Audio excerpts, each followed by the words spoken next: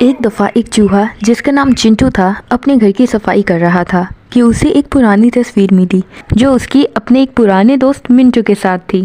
چنٹو کو اپنا پرانا دوست یاد آیا تو اپنے دوست سے ملنے کا دل کیا، مگر منٹو وہ تو ابھی تک پرانے گاؤں میں رہتا تھا جبکہ چنٹو کو شہر آئے کافی عرصہ ہو چکا تھا۔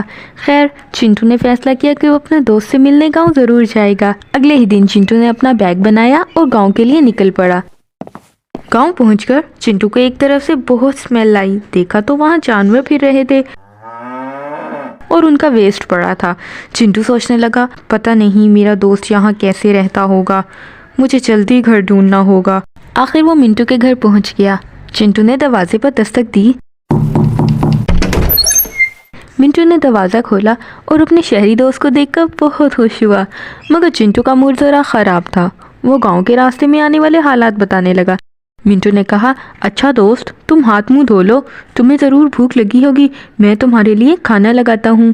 چنٹو فریش ہو کر آیا تو سامنے ٹیبل پہ کچھ پھل، سبزیاں، دودھ اور کچھ بریڈ کے ٹکڑے پڑے تھے۔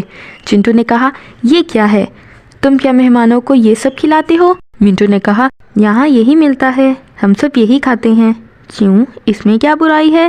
چنٹو نے گلاس اٹھایا اور پینے لگا۔ کیا یہ تو پھیکا ہے اور یہ بریڈ تو بہت خشک ہے۔ منٹو میرے دوست تم یہ سب کیسے کھاتے ہو؟ میں تو ہمیشہ فریش بریڈ کھاتا ہوں اور بہت سے کیک، پیسٹریز، پاستا اور فریش چیز وغیرہ۔ فریش چیز کا نام سن کر تو منٹو کے منہ میں پانی آ گیا، کہنے لگا کیا واقعی دوست تم یہ سب چیزیں روز کھاتے ہو؟ چنٹو نے کہا ہاں روز، تازہ خوشبودار کھانے مجھے روز ملتے ہیں۔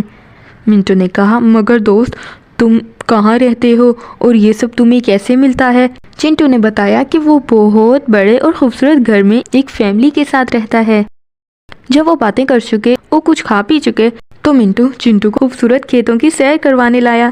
چنٹو کو کھیت میں آ کر بہت فریش فیل ہوا، تازہ سبزیوں اور پھولوں کی خوشبو اسے بہت بھلی لگی، مگر آگے گئے تو ایک طرف کچھ گیلی کھاد پڑی تھی۔ چنٹو نے برا سا منہ بنایا اور کہنے لگا منٹو میرے دوست تم بہت سیدھے ہو، مگر مجھے تمہارا رہنے کا انداز پسند نہیں آیا۔ تم میرے ساتھ شہر کیوں نہیں چلتے؟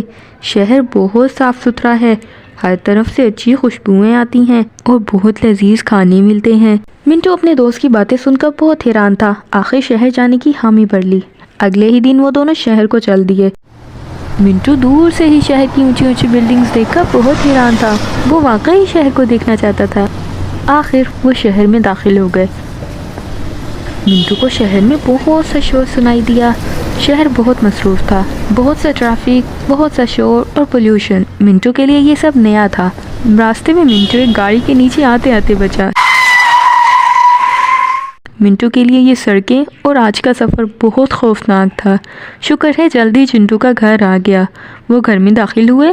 چنٹو منٹو کو لے کر ایک طرف چھوٹی سی بل میں چلا گیا، کچھ شہر کی باتیں کی تو انہیں لذیذ کھانوں کی خوشبو آنے لگی۔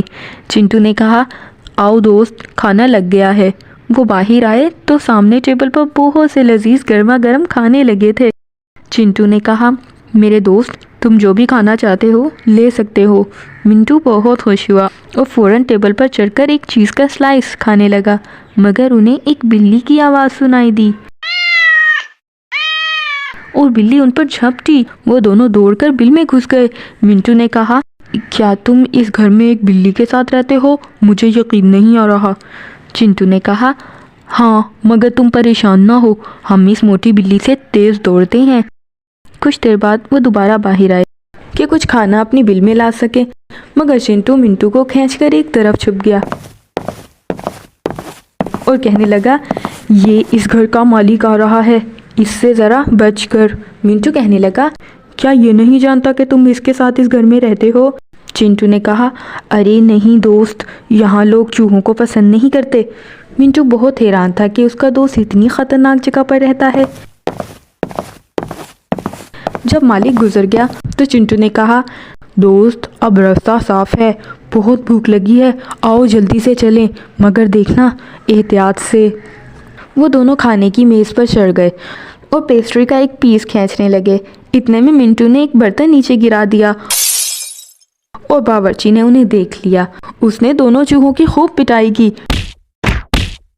چنٹو منٹو جان بچاتے اپنے بل میں جا چھپے۔ منٹو نے کہا معاف کرنا میرے دوست، میں اپنے گھر میں زیادہ اچھا اور پرسکون رہتا تھا۔ تم نے سچ کہا، میرے پاس اتنے اچھے لذیذ و خوشبودار کھانے نہیں، مگر مجھے اپنی آزادی اور تازہ کھانا زیادہ پسند ہے۔ اس کے بعد منٹو اپنے گاؤں واپس چلا گیا اور اپنے گھر جا کر ہی سکون سے کھانا کھایا۔